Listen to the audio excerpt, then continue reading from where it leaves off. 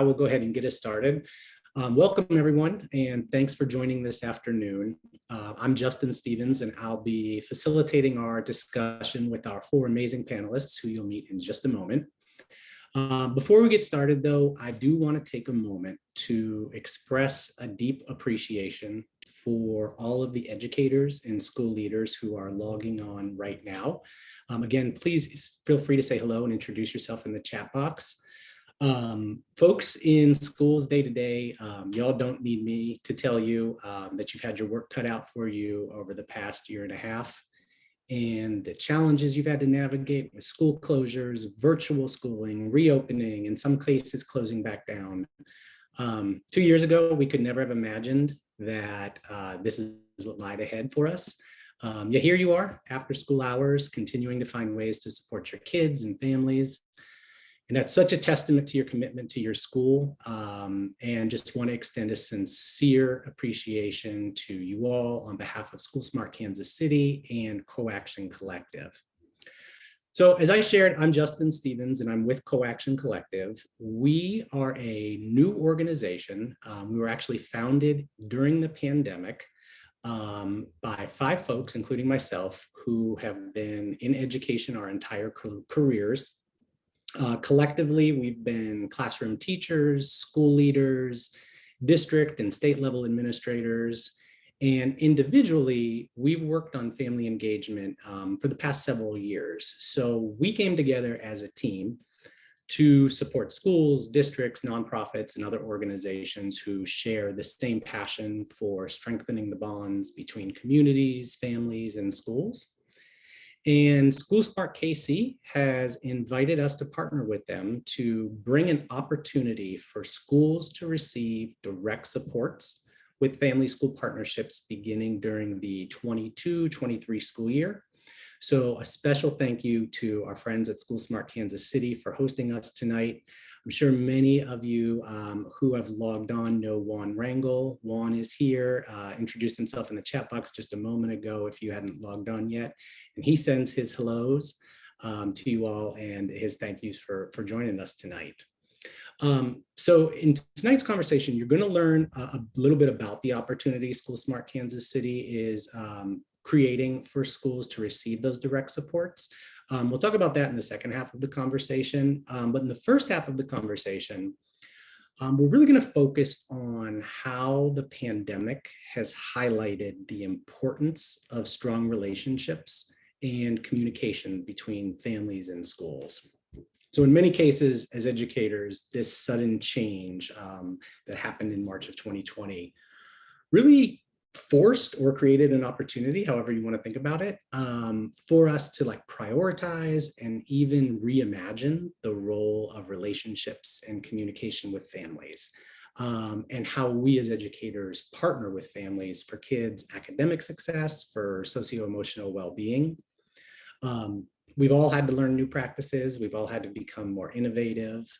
And right now, in this moment of time, we're sort of in this space where we do have an opportunity to reflect on some of those pre-pandemic ways of being around family school partnerships, some of which that were great and others that maybe weren't working so much for families or for teachers, so that we can have an awareness and be sure not to sort of default back to some of the ineffective ways of building partnerships, but more importantly, really have this as an opportunity to pause and reflect on what did work, emerged as sort of a silver lining here, so that we can center those things that did work and those practices going forward.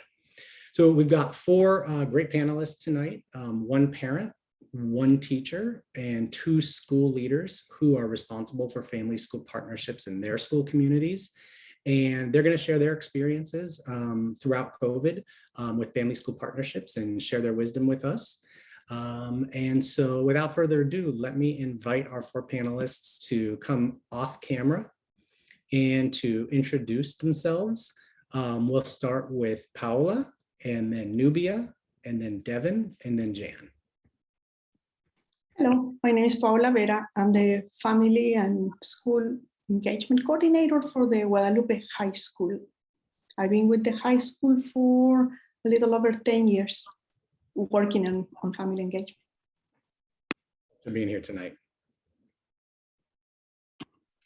Hi, my name's Nubia Rede. I have a 3-year-old, sorry, not a 3-year-old. I have a 9-year-old. She's in 3rd grade, and she's currently in elementary school. Thanks, Hi, my Nubia. name is Devin O'Connor. I am a government teacher at Oak Park High School, and this is my first year teaching here, but it's kind of a return back home because this is where I graduated, where I got my high school diploma. But this is my 7th year in education, and working to build family and community partnerships is something that I'm really passionate about. Great. Thanks, Devin. Hi, my name's Jan Thomas, and I'm with Hogan Academy in Kansas City. I am the executive assistant at the district who's also responsible for student recruitment, enrollment, family relationships, and any other thing that they find for me to do. Great. Thanks again for all 4 of you for being here with us tonight. So let's dive into the conversation because folks are eager to learn from you all. This first question, I'm going to ask it to Paula, Devin, and Jan. And just ask if you could take us back to March of 2020, when you first learned that schools were either closing indefinitely or moving over to virtual learning. What was going through your mind as you thought about your students and their families?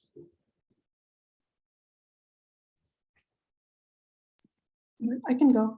Well, there was a lot of uncertainty, right? We didn't know what to do, and it was because usually we have a plan, and we really didn't have where to turn. It was on us. So with that said, we just had to go back to basics, and it was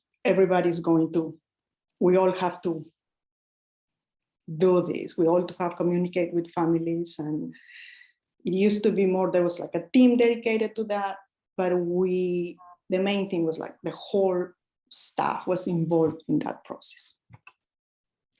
Can you talk to us a little bit about what were some of the things that you all did when you came together as a staff?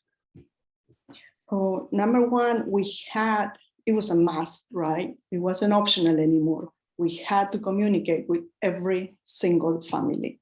Number one, the regular check-in, as a well-being check-in. And also there was, there's some other pieces like, do you have internet? Do you have a computer? Is your computer working? That kind of stuff. So we all use either the phone or those apps that can translate, because we have a lot of parents that the English is not their first language. So teachers use that tool before. So that was very helpful. I wasn't a big, fond of that, but I realized, myself that is a wonderful tool, and that also helped the parents and also helped the families, because the families, sometimes they feel a little uncertain, or how can I talk to the teacher? But with that, they were able to also jump in and, work, ask questions or directions, and that was very helpful. Mm-hmm. So it sounds like that's almost like one of the sort of silver lining things that emerged, just this use of apps and other platforms as devices for communication. Thanks for sharing that. Look, Devin or Jan, what was going through your mind as all of this started back in March of 2020? So I was previously employed at one of the public charters in KCMO, and it doesn't have the same level of resources that my current district has. And so one of the things that really hit us hard was that we didn't have a platform that everybody used for online education. And so I and one of my other colleagues, we had been using Google Classroom. And so we did like a huge crash course. If you don't know how to use Google Classroom, come to our classrooms, because we're going to teach you how to do it, and we're going to answer your questions. And that was one huge problem that we had, is just we didn't have a way to do everything virtually. And then on top of that, we started to realize that we didn't even have like up-to-date phone numbers and addresses for a lot of our kids. And so it was a lot of figuring out how to network and how to figure out, how do we get this person's phone number? Do we contact them via email? Do they check their school email? And it kind of showed us where the cracks were in our communication, because some families just didn't even provide a phone number for us to reach them. And so figuring out how to work together as a community to network, to get the kids to come to school, to fill out the proper paperwork, to make sure that we even have the capability of reaching all of them. And so that was one big silver lining for us, was just like realizing, wow, we didn't even know how to get a hold of a bunch of people, and now we do. And then figuring out the best way to kind of meet them where they were and figure out what kind of communication they prefer and how often they would like to receive communication. And we developed a really robust advisory program as a result of the pandemic, where each teacher was only responsible for contacting 14 families, and we contacted them weekly to check in with them and see if they needed anything and give them grade updates and well-being checks. And from, going from the beginning of the pandemic, where we had nothing in place, to kind of adapting on the fly and being able to create kind of a robust communication system was really a huge endeavor. And we, overcame all the obstacles, which I'm sure is a very universal theme for schools, is just being good problem solvers. Mm-hmm. Yeah, definitely a situation where developing innovative solutions and problem solving, like that's what the moment called for. And a lot of similarities into what Paula shared, with communication with families taking center stage.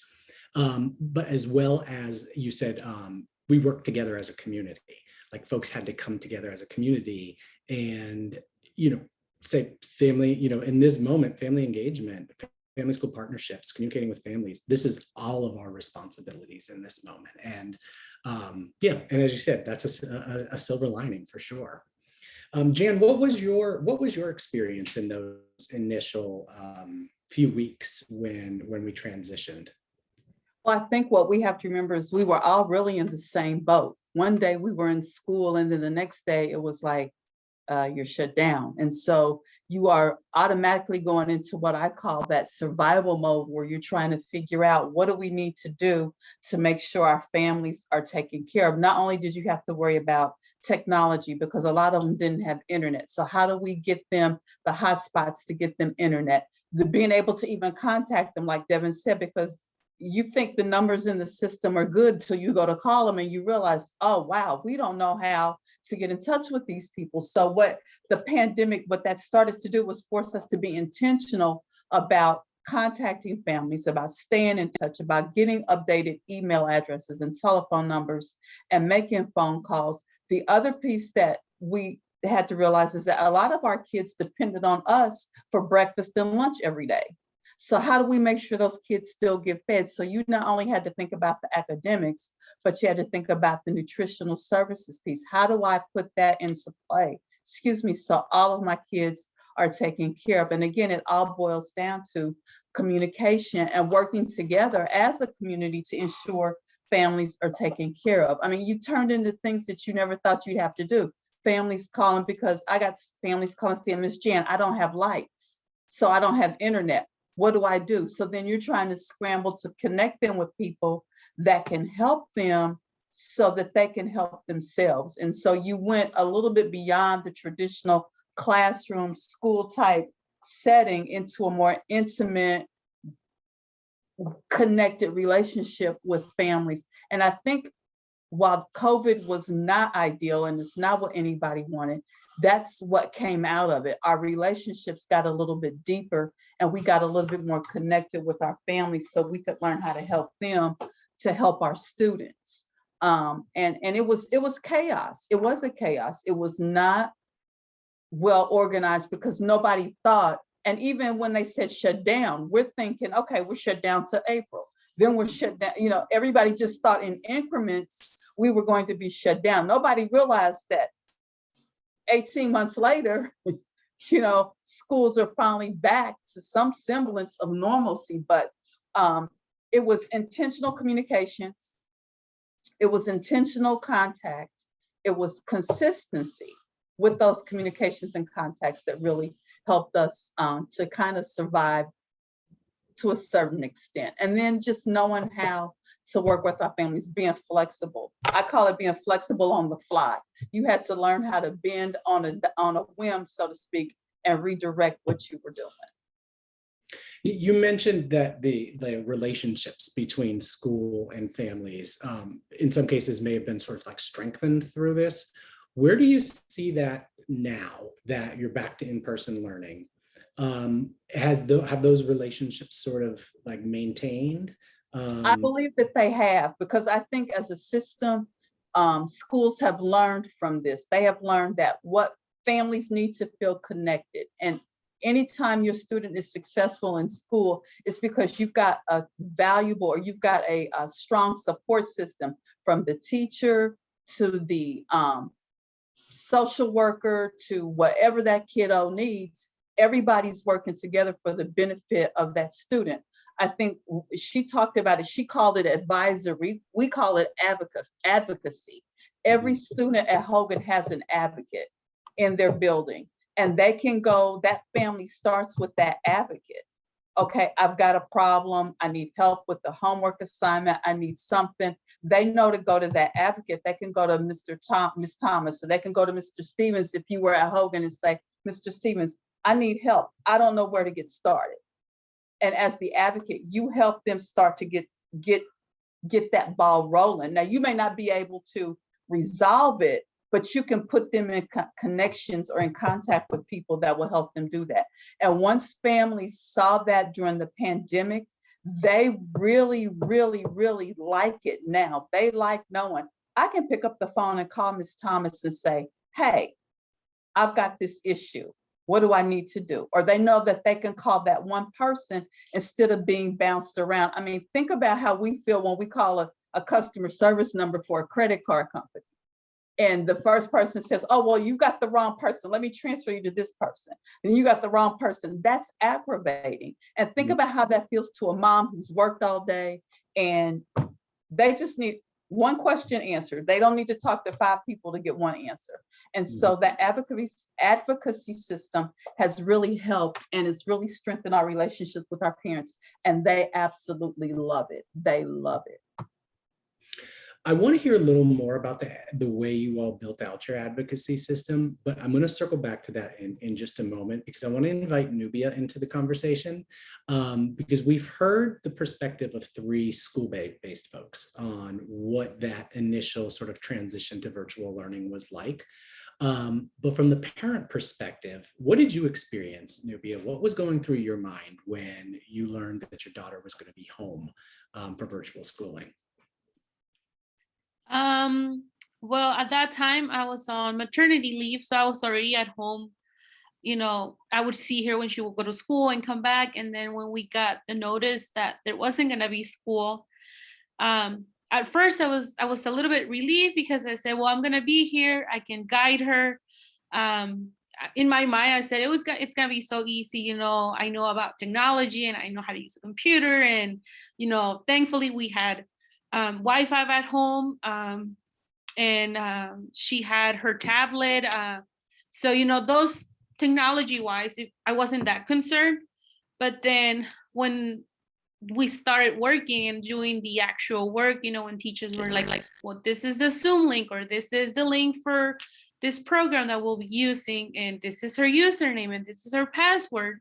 That's when, you know, we started both learning, and it was very eye-opening for me to be like, okay, so I don't know everything as I thought I did. We had to, because I had never used Zoom before, so I learned how to use it then, and then the other programs I've learned how to use it, and then I, in a sense, had to become a teacher too, because I had to learn myself on how to log into those programs and then teach her how to do it, just in case, you know. At that time, I was helping my daughter and my niece, because they're around the same age, and they both go to the same school, and I was there, so I was kind of the teacher for both of them. So I had to make sure, you know, like, you learn how to do it in case I'm helping her doing something. That way we don't waste a lot of time, or, you know, you don't are behind, or you don't log in late to class, or whatever that might be. So it was once it started to become challenging. And then my daughter or my niece will be like, well, I just got disconnected. How do I connect back into class? And sometimes it was both of them at the same time. So I had to help them both. Or they will be asking, well, I don't understand what she meant when we were talking about this. And I would have to be like, okay, well, let's see if they send any, work that we can look at. Because for me, it was hard to be paying attention to her and my niece at the same time. So I couldn't be, sitting next to her, watching and making sure, or listening to the lesson as well, because I had to be tending to the other girl too. And then I had a newborn at the time. So I was kind of going in 3 different directions. So, and in my mind, I'm thinking, well, it was gonna be easy, but it wasn't. And then I'll be like, well, if I'm struggling, I cannot imagine how other parents are struggling, especially because the school where my daughter goes, a lot of the parents only speak Spanish. So I will be like, I can imagine how they feel. The teacher might not speak Spanish, but they are using tools where they can translate, but it's not the same as, me writing an email to the teacher and asking, oh, she didn't understand the lesson today. Can you, let me know what happened? So I really got thinking about other parents, how they were feeling and their struggles. And then also about the teachers, because with my niece, she had a really hard time connecting to the class. At first, they were excited, but then after a while, they start losing interest in logging in or participating in class. And her teacher was really good about it. She was very, like, every morning when they will welcome to the class online, she will welcome each student individually by name. So I thought that was really nice of her, that she made that special connection with everyone, like, oh, you're here, good morning. But then my niece, she was just like, I don't want to do this anymore. And she wouldn't turn on the camera sometimes. And then she'll be like, well, I'll do it in my room. I'll be fine. I was like, okay, but you better log in. And then I will go check in on her and she wasn't logging in, or her camera wasn't on. So it was another thing, explaining to her, well, it's kind of like a way for you to show respect to your teacher, that you are listening, that you are paying attention. Your teacher has to see you, see your face, see if you're understanding, because if she can't see you, she won't know where you need help. So it was a very learning experience for me, just because, like I said, at first I thought it was going to be super easy, but then I was like, this is not easy at all, because I have to, again, become sort of like a teacher too, to try to help my daughter and my niece, and then just helping them navigate the whole thing and try to keep them motivated more than anything, because they were like, well, after a while they're like, well, I kind of want to go back to class. And I said, yeah, I know you want to go, but for the time being, it's not possible. So you really, you're juggling learning all these technology platforms, becoming a teacher to your daughter, to your niece, while simultaneously, as you said, like thinking about other families' experiences in this moment in time and what other families need while tending to a newborn, while also like navigating not only the academic piece, but as you said, like the motivation piece, right? Like the socio-emotional well-being and the toll that was taking on students over this period of time. One thing that you said that really resonated with me when you talked about, you thought that she was logging on, and then you got to notice that no, she wasn't. My former foster son spent some time with me during the pandemic, and I thought he was logging on. Well, he was logged on to school, but then I got a note that to go into the room because he was sitting there with a bag over his head, as he was supposed to be at virtual learning. And so that experience of thinking one thing's happening and realizing something else is happening, I think that probably resonates with a lot of us, both parents and teachers. Yeah, I walked in a couple of times and she was napping. And I said, you're not supposed to be napping. You're supposed to be in class. And I was like, okay, come on, get up, wake up and log in or turn on your camera, because this is not how you're supposed to be doing this. Mm-hmm. And so I will want to give them that space, because, they're both in around the same, she's a fourth grade. My daughter's a third grader. Well, back then she was a second grader and third grader. So the teachers, I didn't want to have them in the same room, because, I didn't want to disrupt one or the other class. And I even got them headphones so they could be in the same room but not listening, but sometimes they will both have to speak at the same time, so I could hear one or the other shh, and they will start arguing with one another. I'm like, like you're making it worse. So that's why I had to separate them, be like, okay, you can stay in your room, but then I realized it's not working. And then I could hear other parents in the background because, again, their kids will not be muted on. And then I know I received some emails from teachers or from the teacher, be like, make sure that your student's muted. We've heard some words that probably shouldn't have been said. Just that they were at home, they were being themselves, and I guess some things were said. And I did get a couple of emails saying, make sure that you watch what you say during school hours if your kids are there, or make sure the TV is turned down. So it was very difficult because my mom was also at home, and we have a TV in the living room, and she will want to watch TV, and I'm like, Mom, it's our school hours, we cannot have the TV on. And she's like, it's not very loud. I said, they can still hear you because it's all in a room, we're all here, we're all trying to do something. So it was a learning experience for everyone in the family, for sure. Yeah, such a strange thing to navigate to sort of like have school in your home now. It's certainly an adjustment. So question for really all four of you. At this exact moment, kind of given what everybody's experience has been, what lessons have been learned, how are you all thinking about family and school partnerships kind of going forward?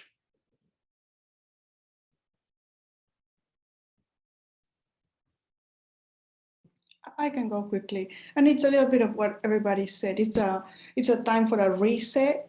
Things that we didn't think were possible are possible. Why can I conduct a meeting in Zoom with parents that might have a timing issue or don't have transportation?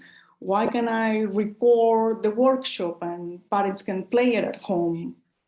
Why can I do a Facebook Live event like we were doing? We were having all these chats, and parents would be logging in. We had some impossible to think to have a workshop online, right? And we did, and we had great success with that. And just, and that's the struggle right now. Like sometimes it's like, okay, that was temporary. We want to go back to the old ways, and it's just that push, like, why? If it works for the parents, why not? And that's where I'm at. I'm like, let's try to get the good stuff and bring it to now. And also something that was very useful was teachers had a time for communication. It wasn't after hours. It was embedded in their virtual schedule. So because a lot of times teachers want to do that, they want to communicate, but there's not enough time for that. So I thought that practice was great, just having dedicated time for them to, this is my time to send texts or communicate or send little messages to my classroom family. So that's a little bit where I'm at. That's pretty innovative idea of actually building in communication time with families directly into a schedule. That's a great practice. Is that something that you've continued now that you're back to in-person learning? No. So maybe an aspiration, or a kind of like you said, like focusing on, well, what worked for families, and let's do that, whatever that was. And what worked for the staff too, because it's a two-way street. Like it's not just the families, it's us reaching out to them and making it happen, making that communication happen. So teachers are stressed out, they have a full day, and on top of that, they know it's valuable, but there's not enough hours during the day for that. Mm-hmm. Thanks for sharing that. I think I may have cut somebody off a moment ago. It was me, and I was getting ready to say that I think what COVID has taught us is that our communications with parents has to be more collaborative than, I don't want to call it a dictatorship, but more of, we're going to do this, this, this, and this. Now we need to work together to decide what works best. And you know, the thing that I've discovered is we've started school the same way since I was in school. What COVID has forced us to realize is that doesn't work. It's exposed the cracks in the system that we kept covering up with glue or Band-Aids. And so what we've got to do now is have more of a collaborative relationship with parents, bring them into the situation, bring them into the decision-making, because it's their kids after all. I mean, they know what's best for their kids. And so what we have to do is work with them to determine what's best for their kids. And if it's Zoom meetings with parents, if it's virtual workshops, if it's Facebook Live events, we've got to start meeting them, like Polio said, we've got to start meeting them where they are instead of having them meet us where we are. I mean, it's no longer that way anymore. It's more of a collaborative relationship. I think when you guys did the conference a couple of weeks ago, that's one thing that stuck out with me when they said, it's got to be collaborative. It's got to be the parents and the schools working together to decide things like school calendars, because who said parent-teacher conferences had to work on this day just because it works for teachers? You know, we've got to pull everybody into it, because when you make people feel a part of something and invested in something, they give it their 100%. And they do whatever they can to make it successful. And at the end of the day, what we're trying to do is educate kids to be viable, valuable members of a community. So, you know, we've got to rethink, like she said, we got to push it on a reset and rethink and restart. That's what we've got to do. And it's got to be in a new way, not the old way. I think it's just such like, almost like brilliant thinking, right? Or advice of like how you said, like, it's no longer this dictatorship.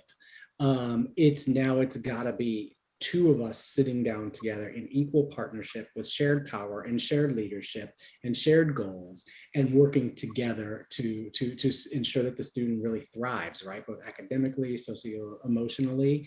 And sometimes some of these concepts that can seem like kind of like simple on the surface, like they're actually pretty difficult to implement in practice. And so just want to just sort of like commend you for naming it and saying like, this is the vision. Like, we have the vision and now we move towards it. Thanks, Jan. Something that Oak Park is doing, and I think the whole school district has done, on the note of like parent-teacher conferences and communicating with parents, we had 2 separate days on 2 separate weeks that we did parent-teacher conferences. And we set it up so that the parents could either sign up to come in person, or we could talk with them on Microsoft Teams, which is like a Zoom variation.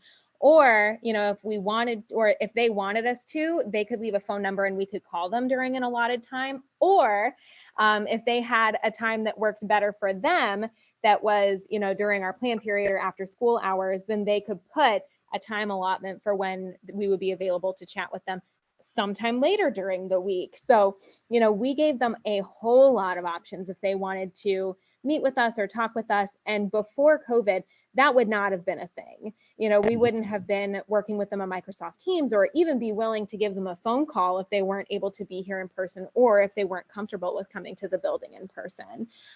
So giving them the option to do that, I think, is incredibly powerful. What I think that we could probably do better in terms of fostering community and parent partnerships is making school not end at the school doors. You know, like giving the parents the tools that they need to have those constructive conversations about what the kids learned, what's going on in the classroom. Hey, this week we are working on Unit 2, Lesson 9. We're working on the federal bureaucracy, and here are some things that you can talk about with the kids at the dinner table, you know. And I think that we don't get enough training to create those parent partnerships, especially, you know, in our school district, where even though we're giving the parents options and voice and choice on how and when to contact us and communicate with us, you know, school kind of stops at the doors for us, at least. And I think that that's something that we can do even better. To answer your question, Megan, a vast majority of them wanted me to call them on the phone. I think that I had 3 people come in.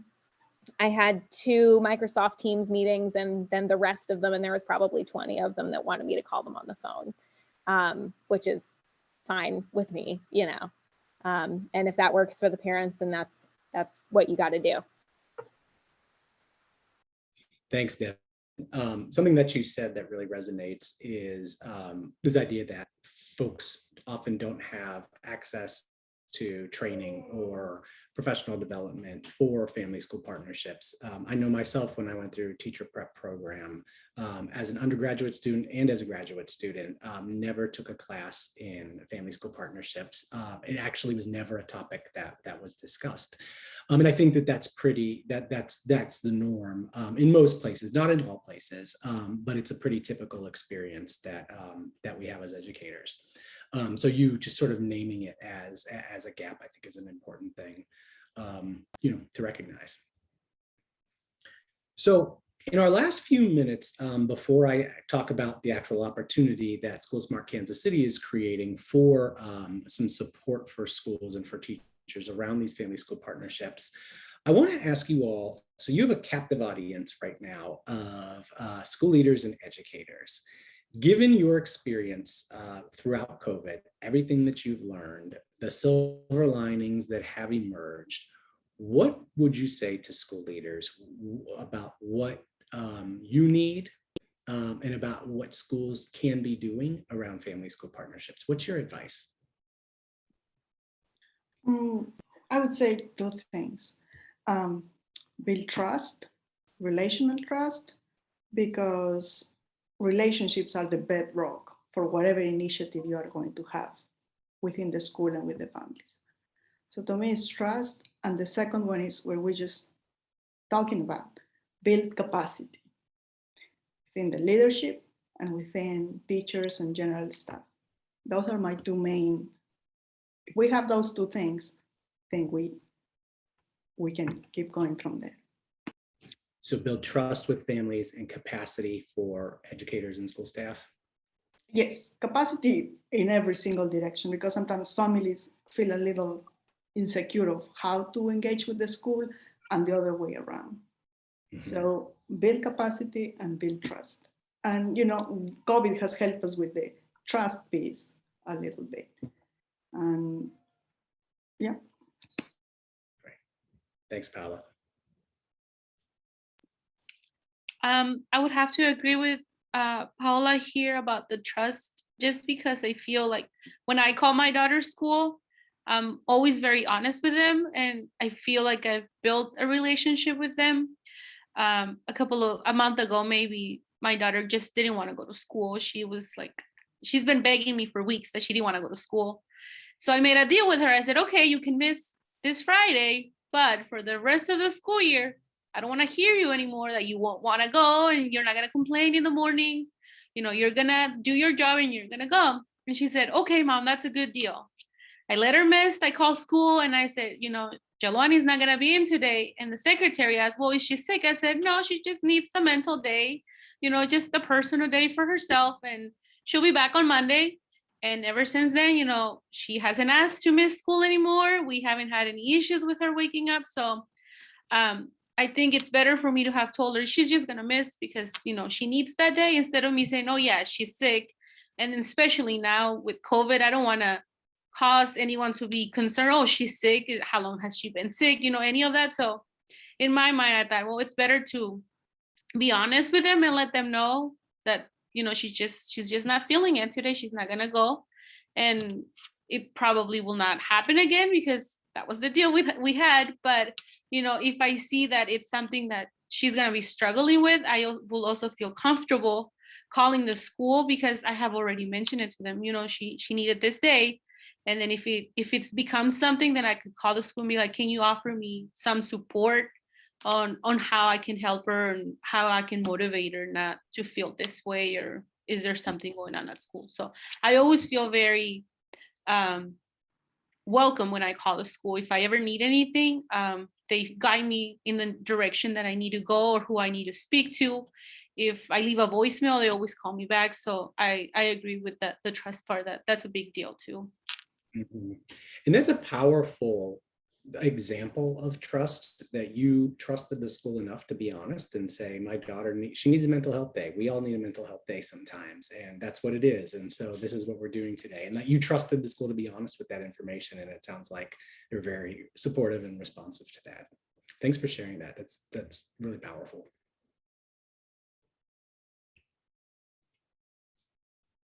Well, I have to agree with what everybody said so far. I think that we do have to have the trust and we do have to build capacity, because when you think about it, when teachers aren't taught how to build relationships with families, they're taught, this is the curriculum, this is what you're going to teach.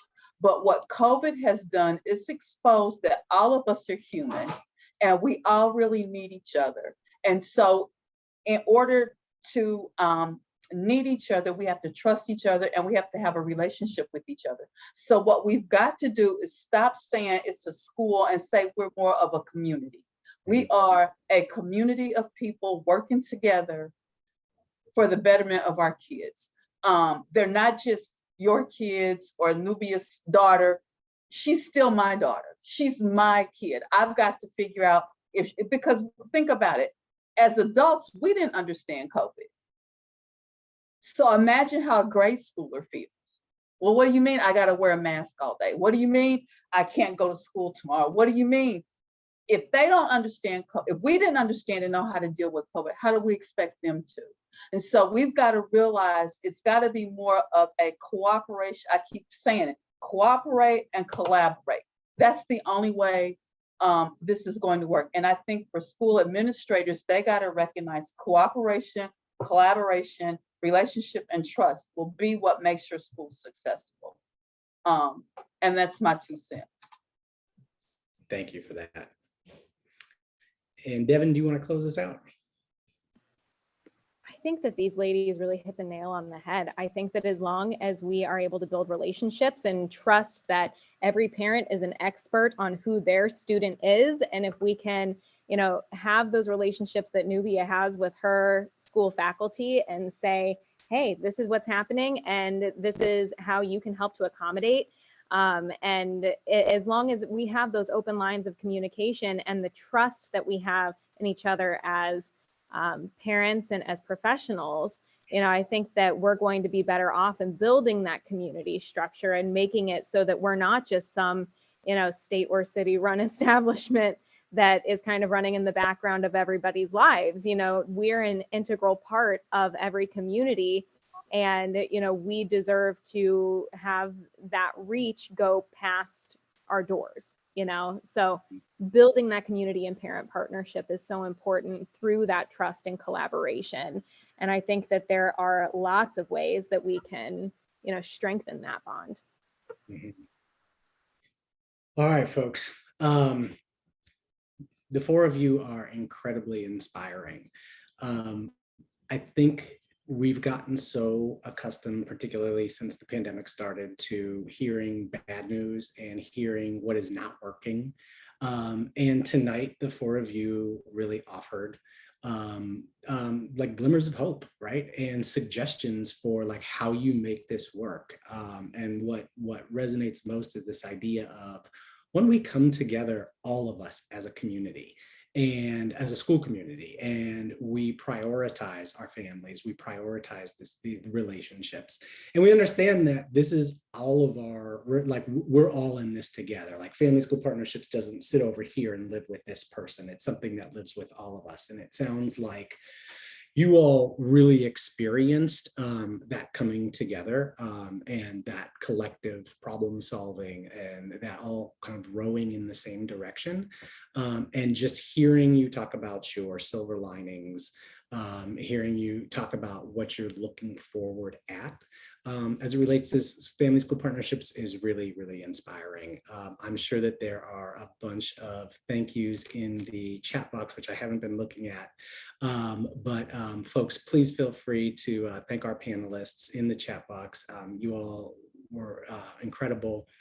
And I really, really extend a sincere thank you to you on behalf of SchoolSmart Kansas City and Co-Action Collective.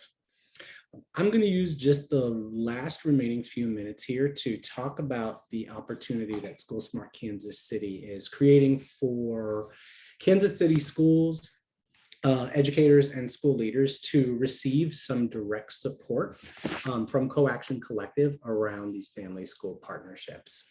So kind of the headline is that schools are going to have the opportunity, schools in KC, to join a cohort who receive direct coaching, opportunities to participate in leader collaboratives, and teacher training to really build and sustain these strong family school partnerships. Now, the opportunity, I'm going to talk through kind of the high-level details here, but it's fully funded by the generosity of SchoolSmart Kansas City. So any school who opts to apply and join the cohort, there won't be any cost to you. And the supports will begin in the spring of 2022 in order to set schools up for success for the 22-23 school year. So the cohort of schools has 4 outcomes that we're really aiming toward here. And the first one is that schools who join the cohort receive support so that they're able to be very intentional and sort of identify and carve out in school performance plans what family school partnership goals you have, what the vision is, and what the metrics are, and building that into school performance plans in places where it may not exist or in places where it does exist already, really sort of strengthening it so that a vision is clear, goals are clear, metrics are clear, and leader actions and teacher actions are clear. So that's one outcome of this opportunity. The second is that school leaders receive the support that they need to create the infrastructure, to create the systems to support teachers who are building those relationships, building that trust with families. It's in our experience, what we've learned is that it takes a little more than just the will of the teacher, that there's a lot of systems kind of behind the scenes that need to be in place in order for school family partnerships to really get traction and sustain itself. And so the second outcome that we're working toward is really supporting leaders to build that infrastructure. And then the third is to provide that targeted professional development to teachers that is very concrete, very actionable, and based on research. As a former teacher, I can tell you that I always lean toward the side of what is concrete and what is actionable and what can I do with this information tomorrow. And so the teacher trainings that Co-Action Collective will offer are grounded in the practical. They're grounded in like the concrete, and they're grounded in strategies, all supporting student academic success and socio-emotional well-being. And then the ultimate outcome that we're working toward here is that families report that they have a trusting relationship with their student's teacher, and that the partnership with their child's teacher has improved academic outcomes, socio-emotional outcomes. So very much a lot of what we heard sort of about the relationship that Nubia has with her child's teacher. Our intended outcome is that all families have stories like Nubia, saying that, yes, I trust my school, I trust my teacher, and we're working together, and we're seeing our students thrive. Now, Co-Action Collective's approach to providing the coaching, the leader collaboratives, and the teacher trainings, it's anchored in the national PTA standards for family school partnerships. If you're not familiar with these standards, they are nationally recognized, renowned standards that are used by thousands of schools, by many districts and many states across the country to really define, measure, and support family school partnerships that lead to student success. And so the content that teachers will receive, that leaders will receive, is all sort of born out of these standards for family school partnerships.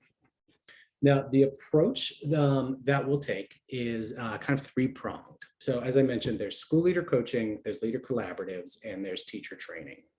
So with the coaching, beginning in March of 2022 and going through June of 2023, School leaders who opt into the cohort or are selected into the cohort, they'll participate in a total of 12 to 14 individualized coaching sessions with Co-Action Collective.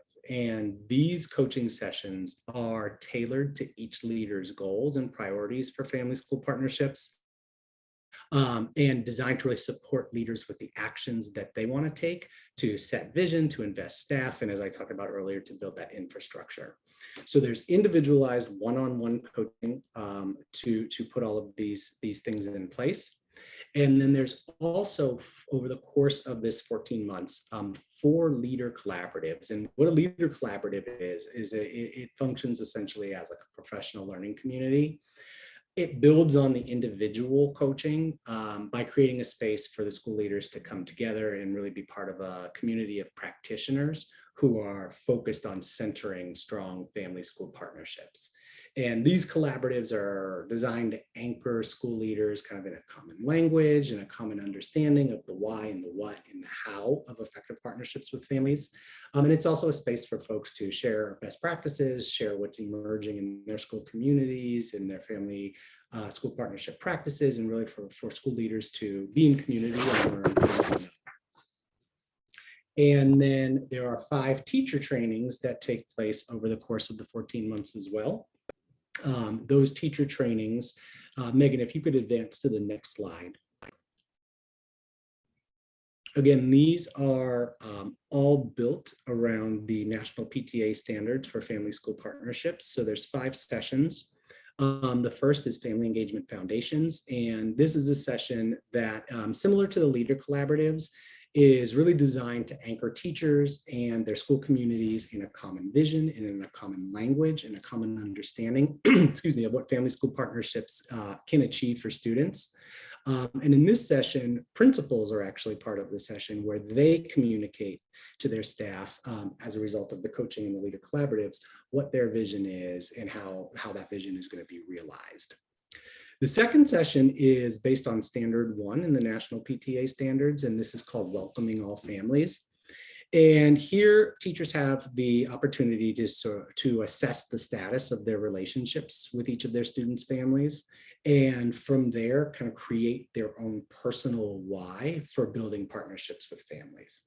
So building then on that personal why, teachers are introduced to specific guidance and specific tools for building trust with families, for opening lines of communications with families, for being intentional about how you set a warm and welcoming tone, how you communicate as a teacher your desire to build this relationship, how you communicate your desire to be in partnership with families, how you celebrate families' role as their child's first teacher, and gain a deeper understanding of what teachers' hopes and dreams are, or I'm sorry, families' hopes and dreams are for their students, as I think it was Devin who mentioned families' communications preferences, and how you invite families to really share their priorities and goals so that that two-way communication line is opened and that partnership that we've talked so much about tonight is really started to put in place.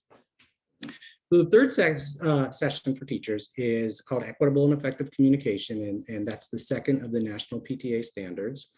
And this session has a specific focus on racial, economic, and linguistic lines of difference and how these differences can impact communication and relationships with families and academic and socio-emotional outcomes for students. In this session, facilitators share, again, concrete research-based strategies to communicate with families in ways that are equitable, that align with those family preferences, and ensure that families have the information they need to support learning at home. And then the fourth session is supporting student success and well-being. And this session is really about, if you think of like parent-teacher conferences, this is about how do you most effectively have an academic partnership with a family that truly is based on shared leadership, and two family, or a family and an educator sitting down and saying together, here are the goals that we all want to set together. Here are the ways we're going to sort of measure progress toward these goals. Here are the things that I, as the family member, observe that my child needs, and I, as the teacher, understand that the student needs. So it's really about how you reimagine a parent-teacher conference to be equitable and to be grounded in two-way partnership.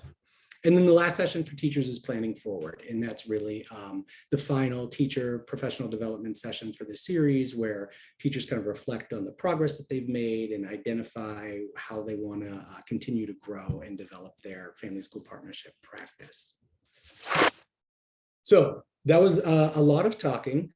And I'll give you just a couple of the FAQs related to this partnership. The first one is that there will be an application process, and that application process will open on January 10th. In the month of January and/or early February, SchoolSmart Kansas City and Co-Action Collective will lead 2 information sessions to sort of navigate, show folks how to navigate through the application process. So folks understand sort of each component of how schools are being selected into the cohort. The window to apply is about 6 weeks. You'll see that it opens January 10th, closes February 28th. Schools will be selected by March 31st. And then, as I said earlier, the school leader supports begin in April. And that's to get everything sort of set up for success in the 22-23 school year. And then the teacher trainings begin in the back to school week in August, or whenever that is, with each school's particular schedule. That's when the teacher trainings begin. So that's where we are right now. As I said, in January, February, we will have informational sessions just to sort of explain the application process and answer any questions that are coming up. But any next steps for schools who are interested, just be on the lookout for communication from SchoolSmart Kansas City about the application and about the information sessions. Attend one of the information sessions for the application. And if you have any questions in between, you can reach out to Juan Rangel at SchoolSmart Kansas City, or reach out to me at justin@coactioncollective.com. And folks, that's a wrap. Again, want to extend a deep thank you to our 4 panelists tonight for being so inspiring and sharing all of your wisdom and experience, and to SchoolSmart Kansas City for providing this opportunity to KC schools. Folks, have a great night.